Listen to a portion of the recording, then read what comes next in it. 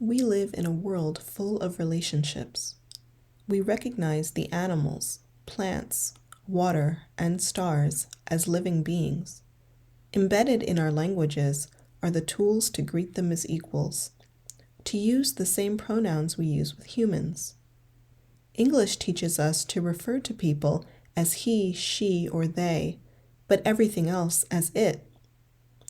Our Lenape stories and histories teach us to consider the other beings in this world as different types of people, with their own languages and cultures, who are connected to us and have much to teach us. We're traditionally good stewards of the land. We take care of the land. We're good stewards of. So we take care of what the Creator has given us. I mean, they prayed over something, when they went hunting, they would pray and ask the Lord to help them to find meat to eat for the winter. And then they would go out and they would get this animal, and then they would give thanks, that they found it. And they didn't waste any of it. They used the hide, they used the meat, they used the bone to make utensils and tools and needles and stuff like that. When the Europeans arrived, they brought with them their own ideas about land and the living world. They saw land as something to be owned, bought, and sold. They saw the living world around them as tools to be used by people. Today, as we continue to fight for our lands and water, we carry these understandings with us. Water is life. Water gives us life, and water is alive. Yeah, it's definitely important. Being by the water, just hearing the water brush up to the shore is relaxing, rewarding, I guess, in a way. Taking your shoes off and just enjoying it and reconnecting with Mother Earth is just healing. Something I feel everyone needs. Like I said earlier, we're giving people, and it's important to always give back. So normally for our tribal gatherings, we try to do like a big fishing trip. And all the fish that we catch, we bring back clean and cook up for the community to have, because those aren't gifts for us, they're gifts for everyone. And like, it wasn't us that put the fish in the water, it was the Creator. So for them to give of themselves for us is huge and important. American conservation separates humans from nature, creating national parks or wildlife preserves that are isolated from the places we live and work. So going out for the fishing trips and just learning stories and passing down stories on a river where nobody could hear you,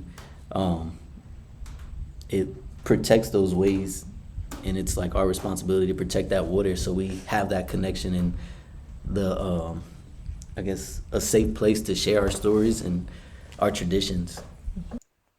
The importance of relationships extends to the foods we cultivate.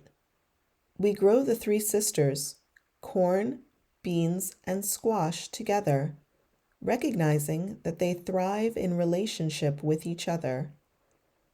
The elder sister corn grows tall and strong, providing structure for the middle sister bean, whose winding vines lend strength to the corn and provides nitrogen to enrich the soil for them all. Youngest sister squash carves her own path along the ground, her broad leaves shading the ground, keeping the soil moist and stopping weeds from taking over.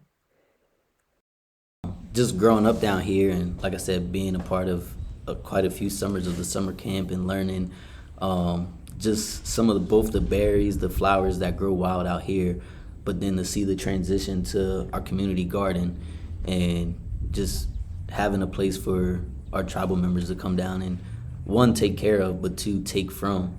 So it not only gave back, and I'm sure there was wild animals out there quite a bit that fed from our garden as well, but it fed a lot of our community members as well. When we eat these three foods together, they also provide a balance of nutrition in our bodies. After any and every gathering, there was always food and laughter, good medicine. You gotta replenish the body after you take from it. Before the arrival of Europeans, Lenape men and women had equal status and authority while working together in different roles that supported our communities. Men tended to be responsible for the perimeter and outside the community. They would go out to hunt and fish and provide defense. Women tended to be responsible for running things within the community and tending the gardens. Men and women worked together at many tasks as well. Elders of both genders were political leaders, healers, and educators. Extended families lived and worked together. The Europeans brought with them the idea that men had more power and rights than women, and forced those beliefs on our communities. Today, we work to recover from this violence and reclaim our balanced relationships. Every generation lays a foundation. But if we don't lay that foundation and we stop with that foundation, then they have to start over. So they have a foundation, and now they can continue that road where we left off. We can continue the road where my dad left off. My dad's generation, see, his generation and my grandparents' generation were considered invisible. You know, they coexisted with a sense of invisibility on the outside. Whereas now, my generation, they have created the ability to be visible. And, you know, I know the significance of visibility because it's your generation now that could do something like this. And if it wasn't for my grandparents' generation and my father's generation to go through that hassle of becoming visible, then none of us would be here today. So there's a significance that, and now they laid down this foundation. It's up to my generation to continue, and it's up to your generation to continue, so that the next generation can continue on that same foundation and create a new road. And we don't know where that road's going to lead, but we know it's our responsibility, and I take that upon myself and my responsibility to continue and to do whatever I can in my talents that the Creator has given me to continue with that foundation that my parents and grandparents did. Great. How can we work together to create a better future? The key is in strengthening our relationships.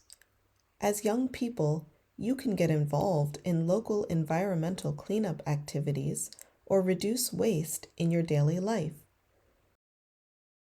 You can start to change the way you think about and talk to the world around you, including the animals, plants, and water.